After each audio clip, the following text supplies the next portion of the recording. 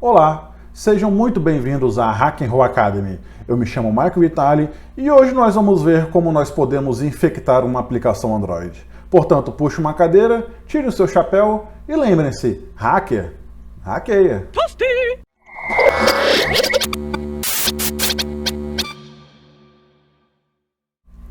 A ideia desse vídeo surgiu a partir de um comentário de um dos assinantes do canal em um dos vídeos anteriores na série sobre engenharia reversa. Ele comentou: se acariciar a nuca, libera o filtro para o backdoor rolar?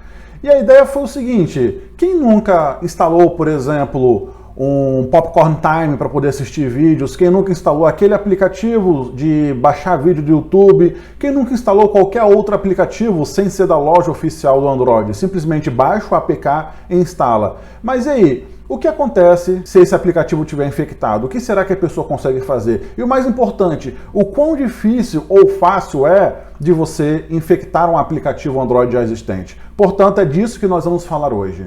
E eu gostaria de aproveitar e pedir para você já deixar aquele joinha no canal, compartilhar o vídeo e se inscrever no canal. Lembrando de ativar o sininho para você receber as notificações sempre que tiver vídeo novo no canal. Vamos lá, galera.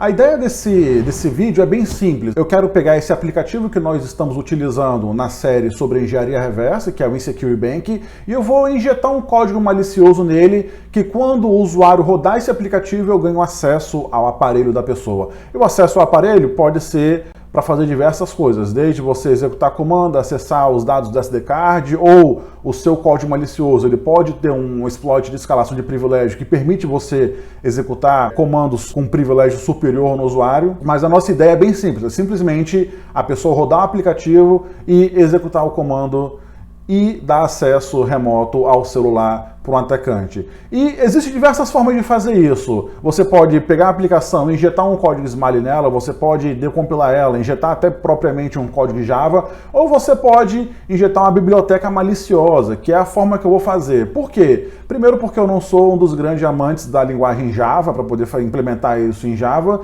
Segundo, porque fazer esse Smiley, apesar de ser divertido, vai dar um pouco mais de trabalho. E também porque você fazendo um código malicioso em linguagem nativa, você abre o seu horizonte que você não fica preso às limitações da linguagem Java. Então, se você tiver, por exemplo, um exploit de escalação de privilégio de kernel, do Java direto você não consegue acessar. Você vai ter que utilizar o JNI para poder fazer chamadas em uma biblioteca nativa para poder conseguir acessar recursos do kernel. Então, nosso código malicioso vai ser todo feito diretamente em linguagem nativa e nós vamos incluir essa biblioteca no nosso aplicativo do Insecure Bank para infectar ele. Então, vamos lá. Partes por partes. Bom, aqui nós temos aquela nossa máquina de teste e para poder fazer esse código malicioso eu vou utilizar o próprio Android Studio.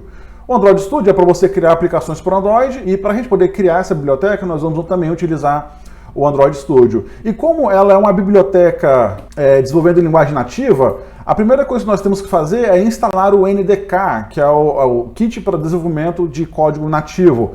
Nessa tela inicial do Android, você pode vir na parte de configuração, o SDK Manager, e aqui a gente consegue instalar outros recursos do nosso Android Studio. Vindo nessa aba de SDK Tools, você vai instalar duas coisas. Uma delas é o NDK, que é do Native Development Kit, e o CMake, que vai permitir você compilar nosso código nativo feito em C ou feito em C++ para poder injetar ele no Android. E por que eu estou utilizando o Android Studio em vez do compilador normal? Eu poderia utilizar um GCC, eu poderia utilizar um LLVM, só que com o Android Studio ele já vai compilar a sua biblioteca nas arquiteturas de celular, vai compilar já em ARM, vai compilar já em x86, se tiver habilitado para compilar em x86, e nossa ideia é, o aparelho que eu tenho aqui, ele é um ARM e ele vai estar na arquitetura ARC64, e eu não preciso de mudar nada no Android Studio para ele já gerar essa biblioteca para o aparelho que eu tenho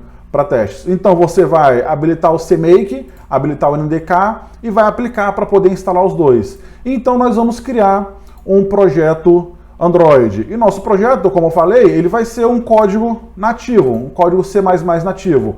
Nosso name aqui vai ser, por exemplo, Reverse Shell.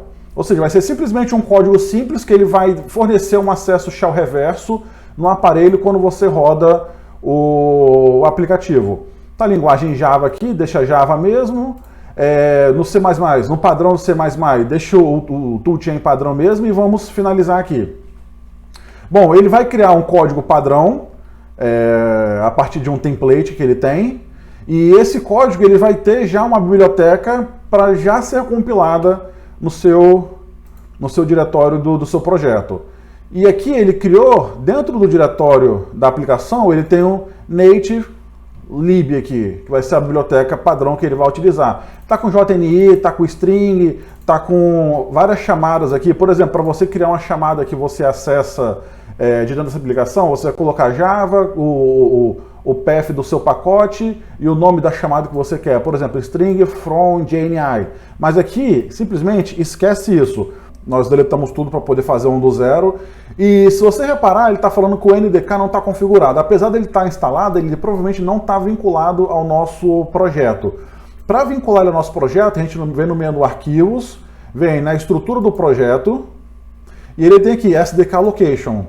Ele não está marcado SDK Location, mas como ele está instalado, ele aparece na lista, e a gente simplesmente marca ele aqui. Provavelmente, quando a gente fizer isso, agora sim, ele vai conseguir dar o build aqui, e ele vai compilando o nosso projeto à medida do que a gente vai desenvolvendo ele. Configurou tudo, ele reconfigurou, e agora a gente pode fazer o nosso código. Vamos lá, vou fazer o include, stdio.h, o init de .h. Para o nosso socket, nós vamos ter o socket propriamente dito, né? Então vai ser o include syssocket. Temos o include do ARPA e NET, para poder utilizar aquele HTONS. Temos o include do NetNet in e do systypes também, né? Systypes. Bom, nós temos nosso include, então nós vamos fazer, por exemplo, dois defines aqui. Define, que vai ser o remote host, onde ele vai conectar. Eu vou colocar em loopback mesmo, e a gente vai utilizar um esquema para conseguir fazer essa conexão para a nossa máquina. E o remote port, eu vou colocar 4444 mesmo. E vamos fazer o nossa função reverse, que vai fornecer um reverse shell para a nossa máquina. Bom, nós vamos criar o nosso socket é um inteiro qualquer.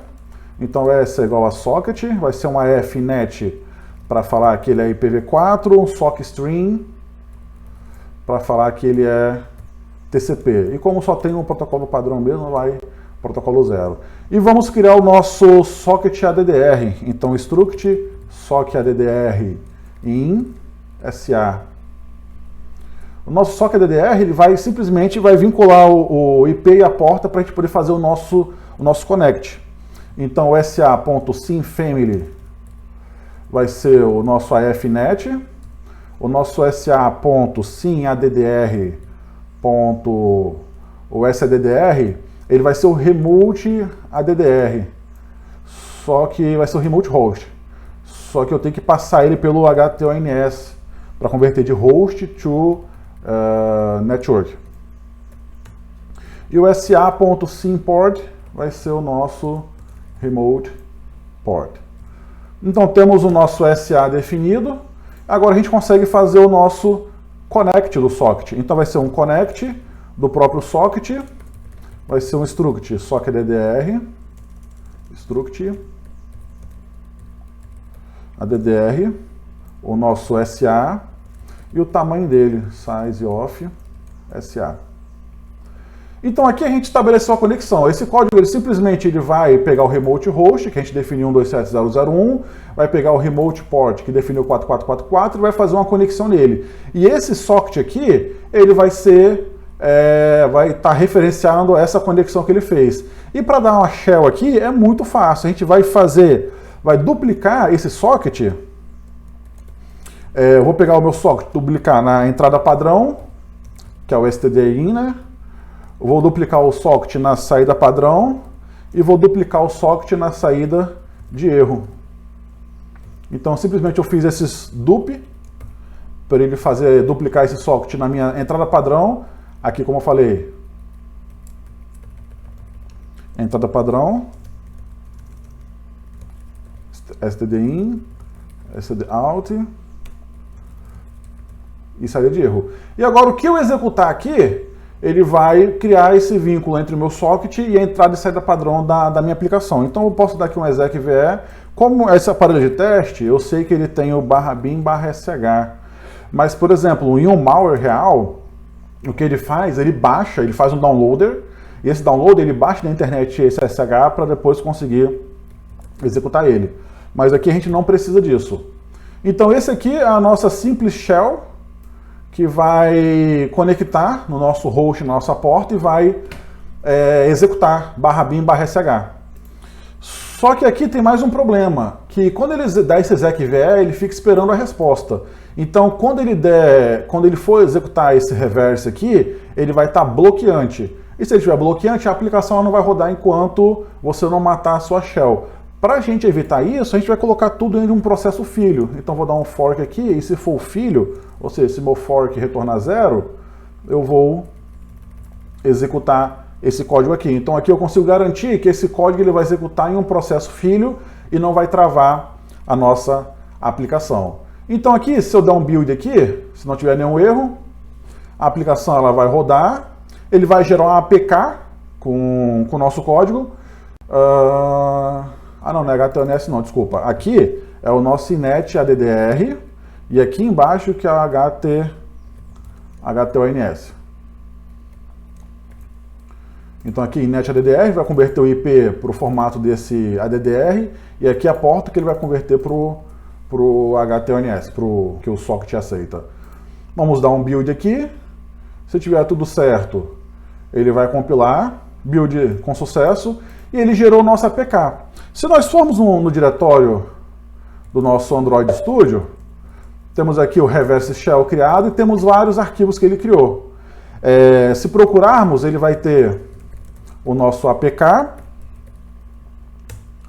que é o app-debug APK, só que eu não estou interessado no APK, eu estou interessado no arquivo SO que ele criou, nessa biblioteca de Shared Object, que é essa biblioteca que ele criou. E então o que acontece é o seguinte, ele já criou, por exemplo, a biblioteca em vários formatos diferentes. Ele já tem o x86, se eu der um file nesse aqui, ele vai falar que ele é um ELF 32 bits para arquitetura x86. Meu celular, por exemplo, ele é esse ARM64. Então, se eu der um file nele, ele vai falar que ele é um ARC64, que é o formato do aparelho que eu tenho.